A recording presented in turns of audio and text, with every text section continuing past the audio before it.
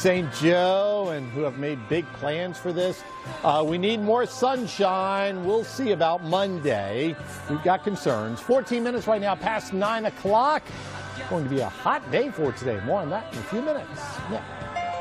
Joe, I've got a little wish casting on Monday. It's going to be clear. It's going to be perfect. And on Monday, we will have a chance to see the first total solar eclipse in our lifetime. And it's something that many people want to capture so that they can remember it forever.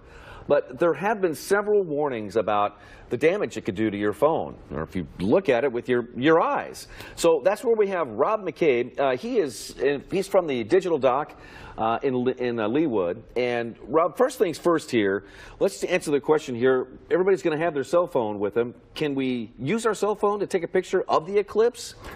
Well, yes, you can, actually. The first thing is you've got to protect your eyes. So don't get distracted with your phone and forget about your eyes. That's the first thing. Second thing is people take pictures of the sun all the time with their cameras. The difference here is they may be zooming in, and will that cause any damage?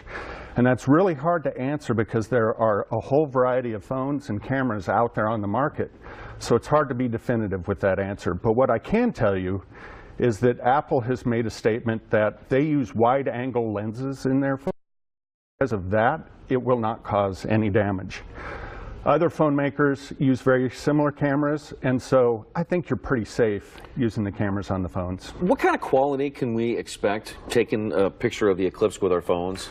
Well, you're certainly not going to get the same quality that you would get if you were to use a professional camera. Okay. The cameras in these phones are amazing, but they're really better. It's a better use of them to use them to experience the event and take pictures of the experience, of the people you're with, of the landscape, as shadows appear and disappear, as the light dissipates and comes back.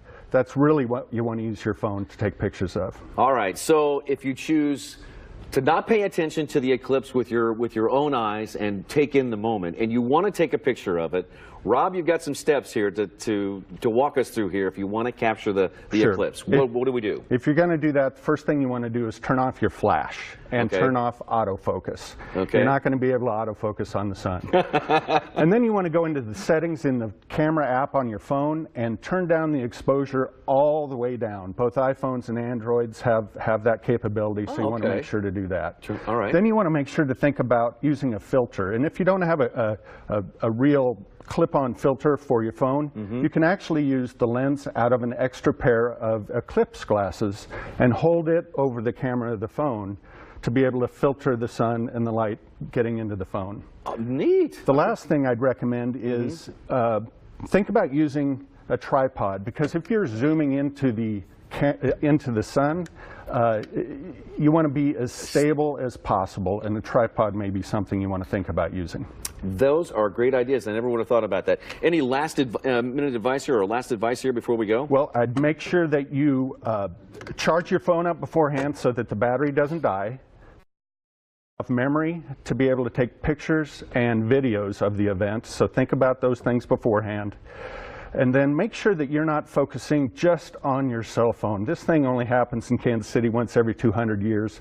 Make sure you experience the event and not just mess with your phone. That's great advice. I've heard it's spiritual. I don't know. I've never seen one, but I will coming up on Monday. Rob, good to see you. Great advice. Hey, if you've got any questions, you can stop by Digital Dock in Leawood. They're located off 119th Street near Rowe. And for more information, you can visit their website at digitaldockrepair.com. You also can find them on Facebook. Joe? All right, keeping an eye on that forecast for Monday. We'll talk about the cloud situation coming up in just a little while. But as we take a look at our tower cam, see all these clouds, this would be no